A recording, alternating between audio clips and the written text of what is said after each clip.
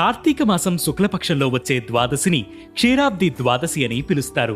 వాసుకిని తాడుగా మందర పర్వతాన్ని కవ్వంగా చేసుకుని అమృతం కోసం దేవతలు, దానవులు పాల సముద్రాన్ని చిలకడం ప్రారంభించిన రోజు ఇదే.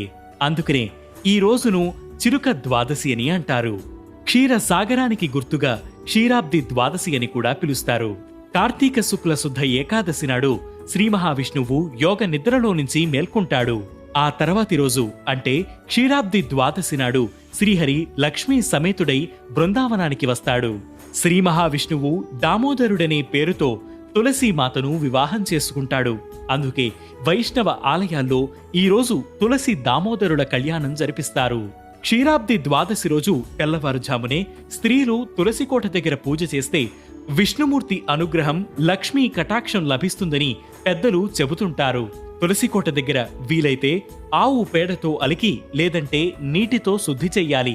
ఆ తర్వాత బియ్యం పిండితో ముగ్గు వేసి మట్టి ప్రమిదిలో ఆవు నెయ్యి పోసి 9 వత్తులు వేసి దీపం వెలిగించాలి. పువ్వులతో అలంకరించి పండ్లను నైవేద్యంగా నివేదించాలి.